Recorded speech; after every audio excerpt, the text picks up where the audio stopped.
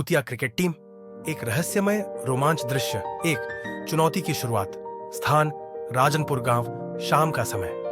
गांव की चाय की दुकान पर युवा क्रिकेट प्रेमी इकट्ठा थे। सबसे आगे बैठे थे करण, गांव का सबसे बेहतरीन बल्लेबाज, और उसके दोस्त रवि, अमित और सूरज। रवि मजाक उड़ाते हुए, करण भाई, तू तो गजब बैटिंग करता है, लेकिन असली खिलाड़ी वही होता है जो हर मैदान पर खेल सके।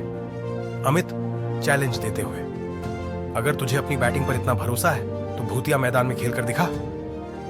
करण मुस्कुराते हुए, भूत वूत कुछ नहीं होते, अगर वहां सच में कोई टीम है तो मैं उनसे भी मुकाबला करने को तैयार हूं। तभी पास में बैठा एक बूढ़ा व्यक्ति गहरी आवाज में बोला, बूढ़ा रहस्यमयी अंदाज में, उस मैदान पर जाने की हिम्मत मत करना, जो गए वे कभी लौटकर नहीं आए।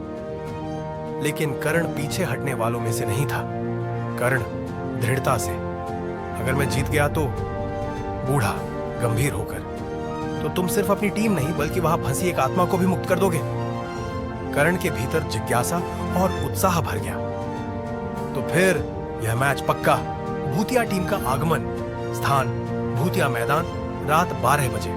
करण, रवि, अमित और सूरज मैदान में दाखिल हुए। मैदान वीरान था, हवा में सिहरन थी। अचानक कोहरे के बीच से 11 छायाएं उभरी।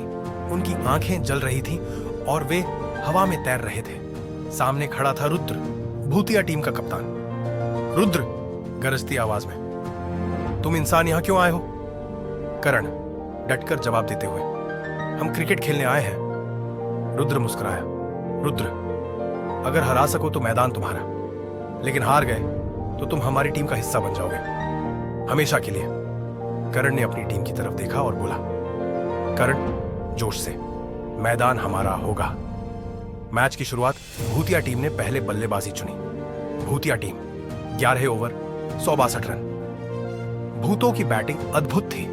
उनकी गेंदें अचानक गायब हो जाती और फिर कहीं और प्रकट होती। उनके शॉट हवा में तैरते हुए सीमाओं के बाहर गिरते। रवि घबराकर, भाई ये तो क्रिकेट कम, जादू ज्यादा लग रहा है। करण मुस्कुराकर, तो हमें भी अपने हुनर से जवाब देना होगा।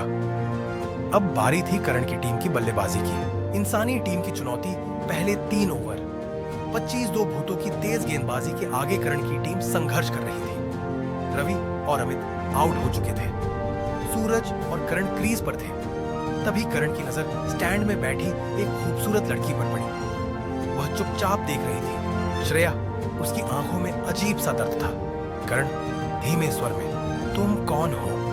श्रेया उदास होकर, इस मैदान की आत्मा, लेकिन अगर तुम जीत गए तो मैं मुक्त हो जाऊंगी। करण की आंखों में चमक आ गई।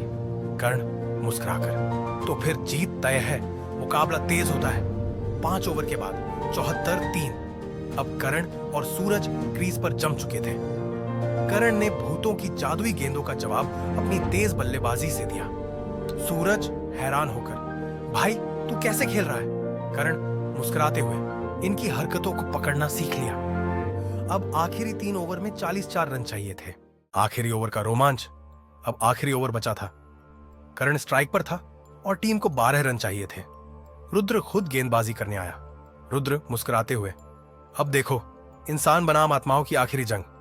पहली गेंद यॉर्कर, करण चूक गया, डॉट बॉल। दूसरी गेंद फुल टॉस, चौका, 4 रन। तीसरी गेंद तेज बाउंसर, करण ने पुल किया, छक्का। अब आखिरी 3 गेंदों में सिर्फ 2 रन चाहिए थे। चौथी गेंद स्लोअर डिलीवरी, करण ने शॉट मारा लेकिन हवा में ऊंचा उठा और कैच। करण आउट। अब अंतिम 2 गेंदों पर 2 रन चाहिए। सूरज क्रीज पर था। 5वीं गेंद सिंगल, स्कोर बराबर। अब आखिरी गेंद 1 रन चाहिए था। रुद्र ने एक जादुई गुगली फेंकी लेकिन सूरज ने करारा शॉट मारा। गेंद हवा में, श्रेया की आंखें बंद और छक्का, प्यार का चमत्कार। स्थान मैदान के किनारे, चांदनी रात, धीमी हवा चल रही है। करण और श्रेया आमने सामने खड़े हैं।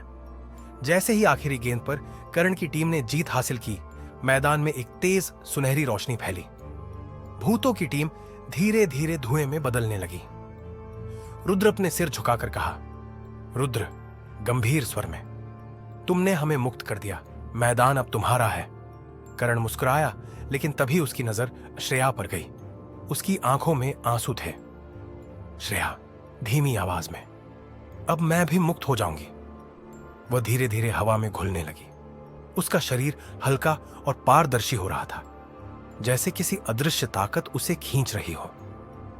करण आश्चर्य और घबराहट में, रुको, तुम कहां जा रही हो? श्रेया हल्की मुस्कान के साथ, मैं अब इस दुनिया का हिस्सा नहीं रहूंगी कर्ण। मैं सिर्फ एक आत्मा थी जो इस श्राप में फंसी हुई थी। अब जब श्राप टूट गया, मुझे भी जाना होगा। करण के चेहरे पर बेचैनी थी। करण गहरी आवाज में, नहीं, ऐसा कोई नियम नहीं हो सकता कि मैं तुम्हें जीतूं लेकिन तुम्हें खो दूं। श्रेया ने उदास नजरों से उसे देखा। श्रेया धीमी आवाज में, अगर कोई मुझसे सच्चा प्रेम करे तो मैं इंसान बन सकती हूं। लेकिन उसके शब्द अधूरे रह गए। करण ने बिना एक पल गवाए उसका हाथ थाम लिया। करण गहरी भावनाओं से भरा हुआ, तो मैं तुमसे सच्चा प्रेम करता हूं। श्रेया चौंक गई। उसकी आंखों में आश्चर्य और हल्की चमक थी। श्रेया डगमगाते स्वर में, तुम सच कह रहे हो? करण ने उसकी आंखों में देखा। वो आंखें जो कभी उदास और तड़पती हुई लगती थीं, अब उनमें उम्मीद झलक रही थी। करण मजबूती से, मैंने कभी किसी से प्यार नहीं किया श्रेया, लेकिन जब से तुम्हें देखा मुझे लगा जैसे मैं तुम्हें बरसों से जानता हूं। मुझे फर्क नहीं पड़ता कि तुम आत्मा हो या इंसान, मैं बस तुम्हें चाहता हूं, हमेशा के लिए।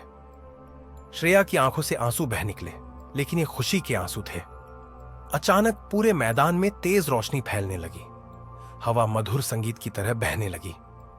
श्रेया के शरीर से एक हल्की चमक उठी और देखते ही देखते वह पूरी तरह इंसान में बदल गई। अब वह सिर्फ एक आत्मा नहीं थी, बल्कि एक जीवित इंसान बन चुकी थी। उसकी सांसें महसूस की जा सकती थीं। उसकी हथेलियों की गर्माहट करण के स्पर्श में थी। श्रेया रोते हुए खुशी से, मैं अब जिंदा हूं। करण ने मुस्कुराते हुए उसका हाथ थाम लिया। करण हल्की हंसी के साथ, अब तुम सिर्फ जिंदा ही नहीं बल्कि मेरी जिंदगी हो। श्रेया ने हल्के से करण के सीने पर सिर रख दिया। चांदनी रात में दोनों की परछाइयां आपस में मिल गईं, जैसे सदियों से बिछड़े दो दिल आखिरकार एक हो गए हो। नया जीवन। अगली सुबह गांव वाले मैदान पर आए और देखा कि अब वहां कोई डरावनी आभा नहीं थी। मैदान एक खूबसूरत खेल मैदान में बदल चुका था। अब यह मैदान प्रेम और हिम्मत का मैदान कहलाने लगा। करण और श्रेया एक दूसरे का हाथ थामे खड़े थे। करण ने मुस्कुराकर कहा, करण श्रेया की आंखों में देखते हुए, अब यह मैदान सिर्फ क्रिकेट के लिए नहीं बल्कि हमारे प्यार की निशानी के लिए भी जाना जाएगा। श्रेया मुस्कुराई। उसकी आंखों में अब कोई उदासी नहीं थी, बस प्यार और नई जिंदगी की चमक थी।